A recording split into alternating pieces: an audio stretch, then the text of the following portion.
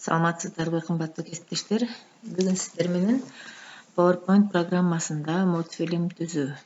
Сиздер менен Нокат районундагы Алымкул Өсөнбаев атындагы арал орто мектебинин информатика мугалими Арапова Кундуз.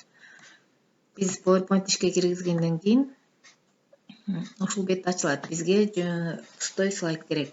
Ал үчүн заголовок слайда менен под заголовокту өчүрүп коюшубуз керек. Биз настройкасын бүттүк. Эми биз Paint программасы менен иштейбиз. Paint программасын ачканыбызда бизге ушул барак чыгат. Биз бир аз кичирейтип алайлы. Ушул өлчөмдөгү барак бизге жетиштүү.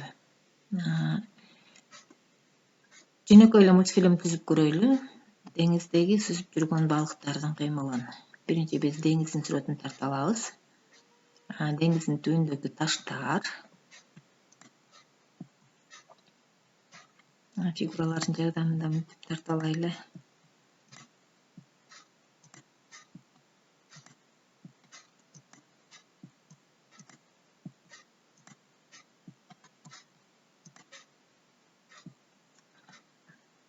Таштарыбызды боёйбуз.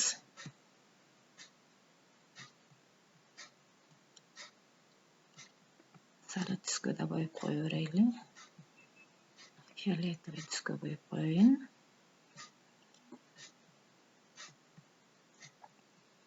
Биз таштарды тарта алдык. Эми деңиздин түбүндөгү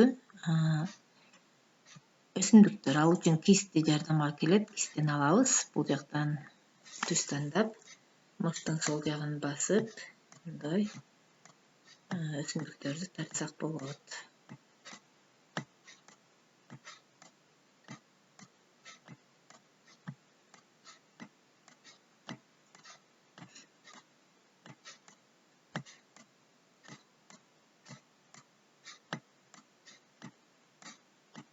Ушинтип деңиздин түбүндөгү өсүмдүктөр булар.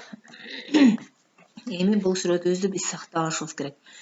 Файл, сохранить как. Биз изображениянын ичине бир папка ачып алайлы. Изображение. Ушунун ичине бир мультфильм деген папка ачып алайлы. Создать папку.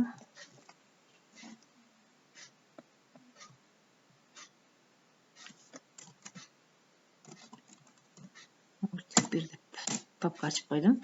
Эми сүрөттөрүбүздү ушунун ичине сактайбыз. Биринчи сүрөтүбүз сохранить. Эми кийинки кадамыбыз биз балыктарды тартабыз. Сүзүп жүргөн балыктарды тартуу керек. Ал үчүн фигуралар жардамга келет жанакындай эле.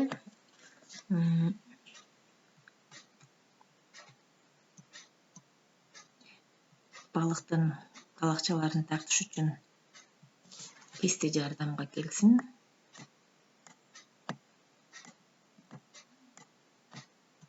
Көзүн тартайлы.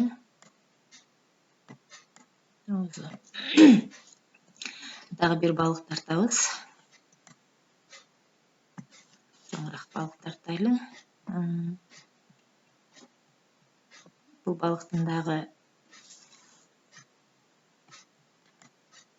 калактарын тартабыз. Куйруктары, көзү, оозу. Үчүнчү балыкты да тартып коелу. Бунда кичинекей балык болсун.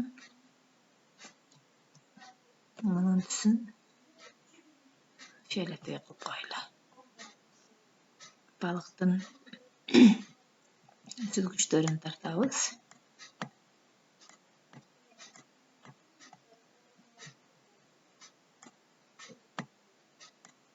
Биздин балыктар тартып бүттүк. Буну экинчи сүрөт кылып сактап алабыз. Сохранить как. Жанакы эме папканын ичине экинчи сүрөт деп сактап алабыз. Эми биз кийинки кадамыбыз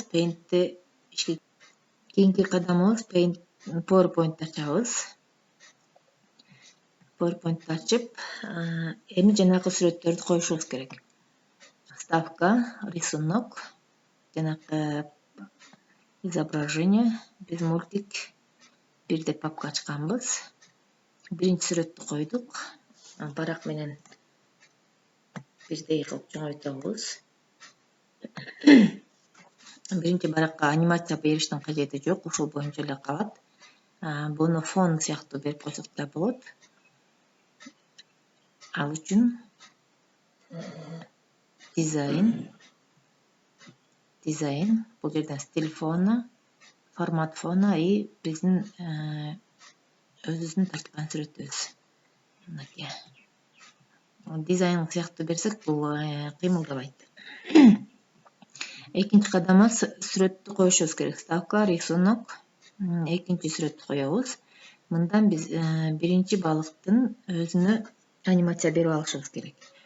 Ал үчүн сүрөттү 2 жолу бассак, бул жерден удалить фон деген активный болот. Биринчи сары балыкка анимация берип көрөлү. Ошол эле балыктын гана областын калтырып, бул жерден сохранить изменения. Бир эле сары балык калды.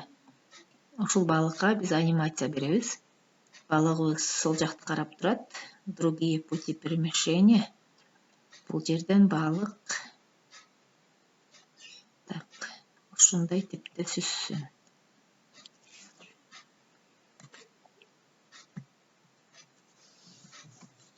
Показ кылып көрөлү.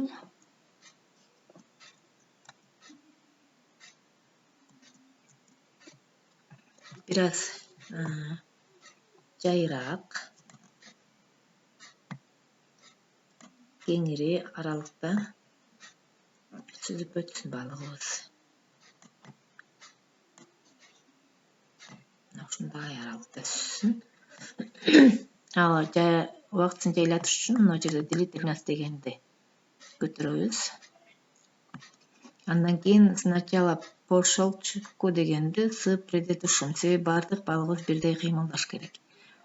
Биринчи балыкты койдук. Экинчи балыкты коюш үчүн кайра эле ставка, рисунок, жанакы экинчи сүрөтүбүздү тандайбыз. Эми бул жерде мына кызыл балыкты тандап алышыбыз керек. Удалить фон.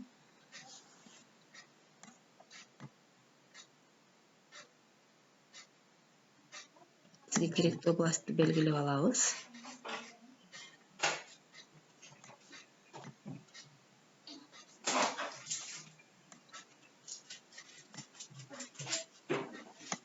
Мынакей бизге ушул кызыл балык эле калды. Сохранить изменения. Ушул балыкка анимация беребиз.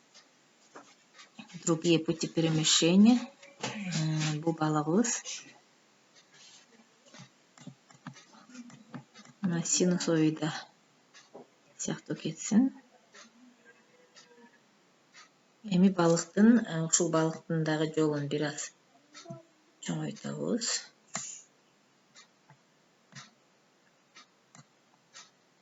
Балыгыбыздын убактысын жайыраак чыксын. Муну дагы с предыдущим. Себеби баардык балыктар бирдей убакытта кыймылдасын. Эгерде по щелчку коюп койсок, биринчи сары балык, анан кызыл балык кыймылдайт. Кийинки үчүнчү балыкка дагы анимация беребиз. Ставить. Эми удалить фон, акыркы үчүнчү балыгыбызды алып калышыбыз керек.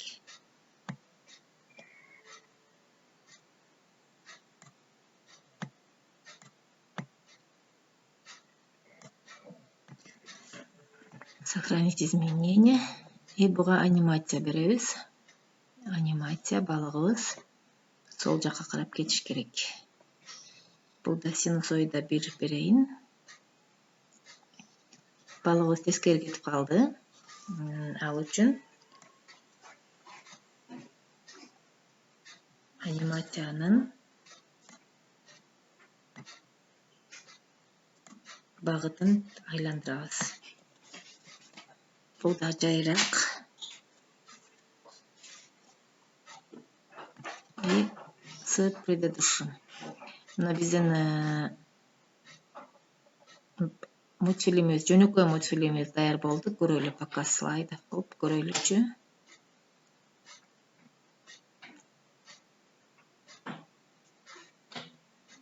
Мынакей балыктарыбыз сүзүп жүрөт.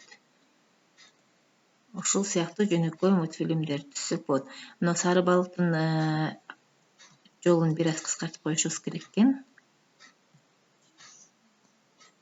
себеби бийикке чыгып